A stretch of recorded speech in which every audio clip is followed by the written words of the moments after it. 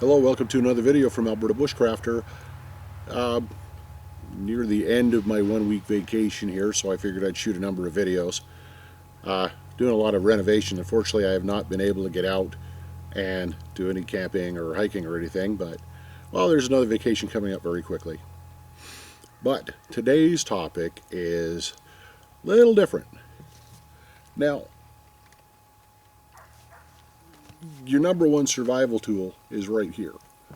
It's your brain. It's the amount of knowledge you have.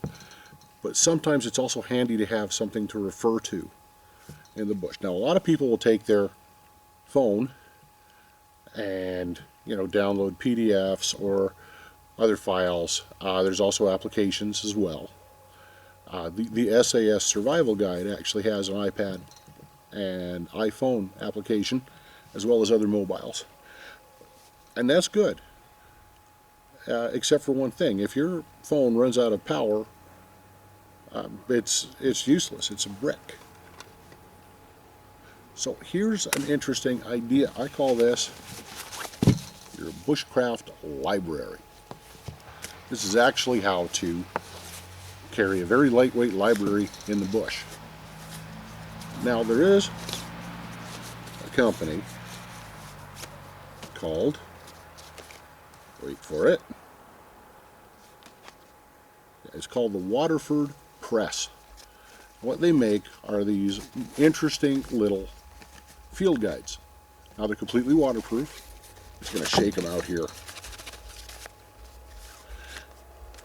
Different stores actually carry different ones, which is good. You can actually order them online as well. There are 340 of these. I carry about 8 from my region. I also have a few more. We'll get a close-up of these. I don't know if they're all going to fit, but 9. Actually, I'm carrying 9 now. I forgot. We'll get a close-up of these. But this weighs almost nothing. Not even all these, about 1/4 pound. And the nice thing is, all these are actually very, very nicely written. I've got a lot of pictures, a lot of advice. Now, the other thing I carry, about the same weight, which is not waterproof, and I will do a separate review on one of these very soon. 2 excellent books. One is a repair guide. It is called Don't Forget the Duct Tape. It's from Mountaineers Books. And the second one is the GEM SAS Survival Guide. This is about $8. This is about 10. This is actually, if you know the SAS guide from John Lofty Wiseman, this is actually the condensed version. It's got maybe about 2/3 of the information of the big one. But yeah, this is actually written by John Wiseman. He is he was in the SAS 26 years. So this is a marvelous little survival guide. I've actually seen other survival guides. One was called the Ultralight Survival Guide. And it's not just ultralight in weight, weighs about as much as this guy. It was also completely ultralight in advice. Had maybe half a page on finding water, half a page on shelter, very little on fire building, nothing on hunting or trapping or anything, which you might need to know. But it did have 10 pages or 12 pages on how to camp with your dog. That was the first 1-star review I've ever given any product on the Mountain Equipment Co-op site, and let's just say it sucks. It really does. It's just useless. It looks like it was cribbed from someone's blog. This, about the same weight. So let's get a close-up. Okay, so first we're going to go with the easy ones here. This is the first one. Just don't forget the duct tape. This is basically one of the best little repair guides I've ever seen, and it's small enough that you can carry it with you. Teaches you how to repair boot soles, how to rebuild them, how to fix almost any single piece of your gear. Look, it's got 50 uses for seam grip for one. Seam grip's an excellent product, by the way. It's a seam sealer. This person who wrote this, Kristen Hostetter, actually interviewed and went to McNett Company that makes a lot of products like Free Sole or Seam Grip, and she's got a lot of advice from them. This one, here, let's show this on my hand. Yeah. That's the size of the book. Okay, you can't see it, but yeah, this is a small book. Small book. Let's take a peek inside. There's stuff on tracking, campcraft. Like where the other book had half a page on shelter, there's 20 pages here. 20 pages on how to find water. Rescue survival at sea. Reading signs. Again, campcraft. A lot of stuff on food. There's a couple of fish traps. There's some fishing advice. This is basically the adult version of the Boy Scout guide. So that now stays with me. And you can also see, if you need it, iPhone app now available. I'm going to probably pick that up too.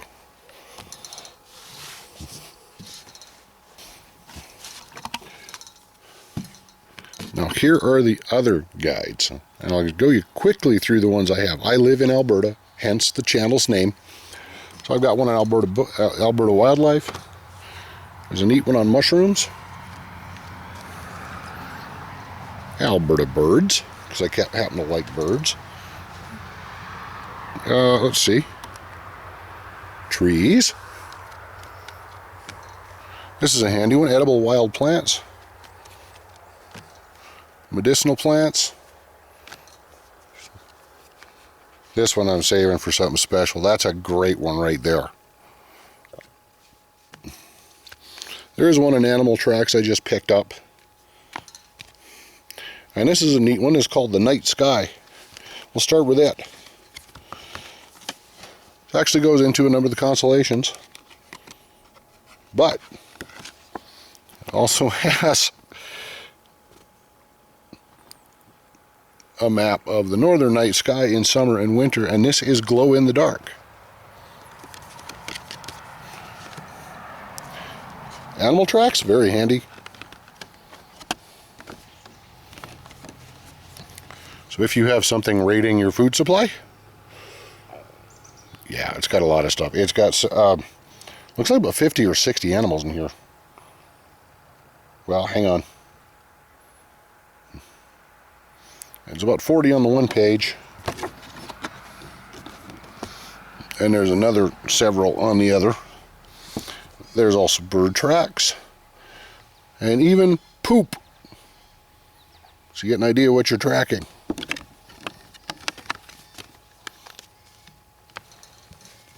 Keep these under a paperweight. Medicinal plants, very good. It says what you use them for, for bandages, for burns, bleeding. They're one of my favorite topics, insect repellents. If you check Fresh Air, that's Lonnie out in Alaska, he does mention that some of this stuff does not work so well. But, well, let's see, cough, cold, flu, constipation, headache, insomnia, diarrhea. And of course, it's got a lot of information on the plants themselves. It's very handy. Edible wild plants, very much the same. Great detail on these. You get fruits and berries, seashore plants, roots, tubers, leaves, stems, and bark. Poisonous plants, that's an important one. Don't be eating deadly nightshade or anything like that. We're getting into more fun. This is more of just a bird watcher's guide. It's for the species in Alberta. Now the neat thing is, I have 340 different publications. They've got birds for all regions. A lot of birds in Alberta. Mushrooms, very much the same. It does show which ones, by the way, are poisonous. what to watch for. Also has a lot of advice on don't go picking mushrooms unless you know exactly what you're eating, because you can kill yourself.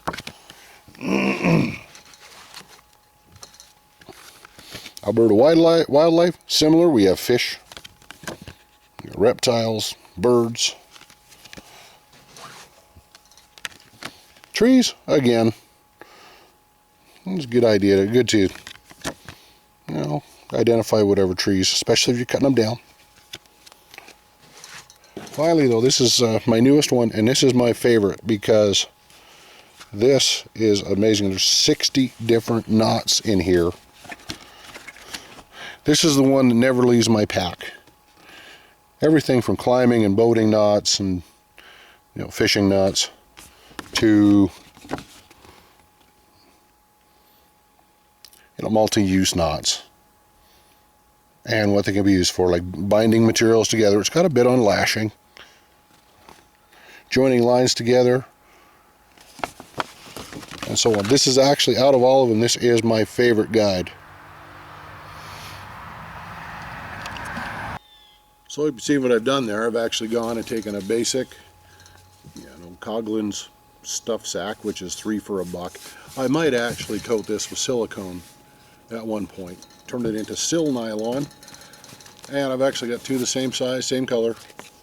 You can use latex paint and other materials to actually paint on these sacks. One more thing about the pocket guides, with 340 of them, there are tons of choices. We've even there's a guide for Vancouver, there's a guide for Calgary.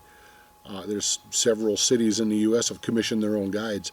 And at Waterford Press, you can actually do that. You can actually commission your own guide if you've got a non-profit organization as well, which I think is really kind of cool. There is actually one set of guides I want to pick up, though, and that is from the Pathfinder School.